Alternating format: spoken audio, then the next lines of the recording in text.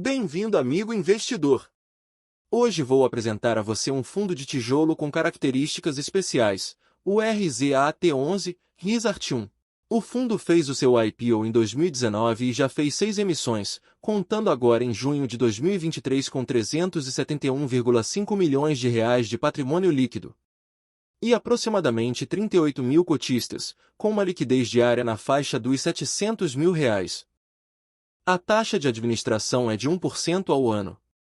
E quando a rentabilidade supera o IPCA mais 5% ao ano, temos uma taxa de performance de 20%. O RZAT11 tem mandato híbrido, mas na prática, o patrimônio do fundo é composto, no momento, quase que exclusivamente por imóveis. O fundo tem 10 imóveis no momento, locados a 8 inquilinos, para atividades bem diversas, como indústrias, postos de combustível, imóveis logísticos, silos e agroindústria. Agora vamos ao diferencial do fundo. Dos 10 imóveis, 9 foram adquiridos e locados aos seus proprietários na modalidade Sale and Leaseback, e um imóvel está locado na modalidade Build to Suit. Rapidamente uma definição destes termos e como funcionam estas locações.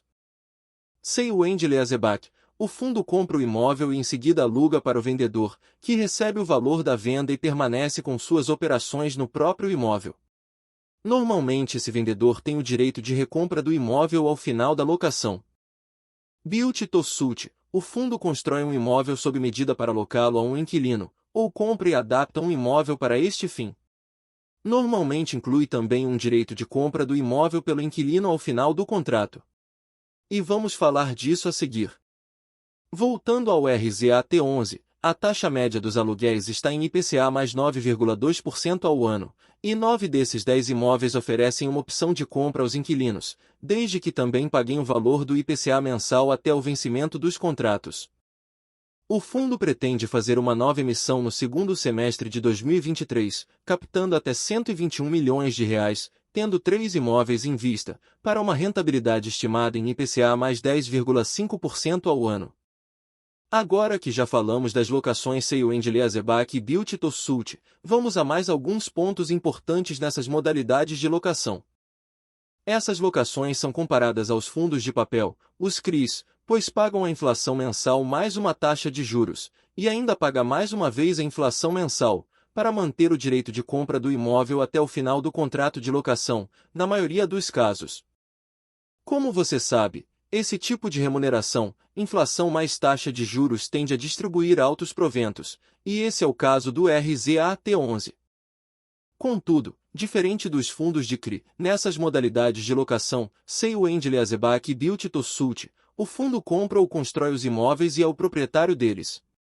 Logo, se o inquilino ficar inadimplente, o fundo não precisa entrar com uma ação no judiciário para tomar esses imóveis como pagamento pelas dívidas, pois os imóveis já são do fundo.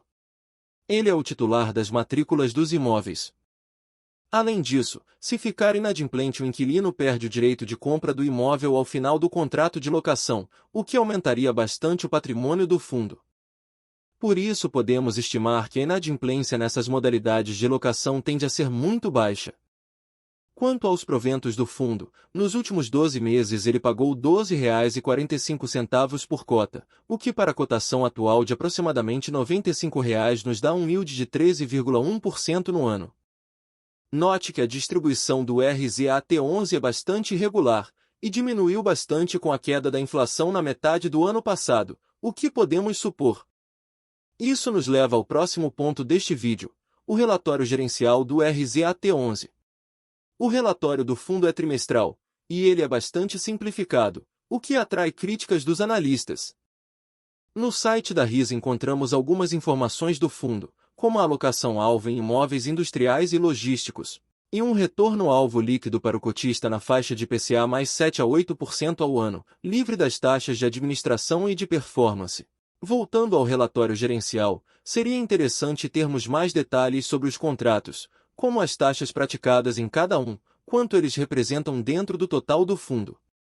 E também os valores de exercício para cada opção de compra e os valores de mercado atualizados dos imóveis, por exemplo. Se você for um cara chato e for fundo nas informações, vai encontrar no último informe anual, de setembro de 2022, que um dos imóveis representa mais de 40% dos ativos do fundo. E se esse inquilino ficasse inadimplente ou não exercesse o seu direito de compra, o que faríamos com uma cervejaria em mãos?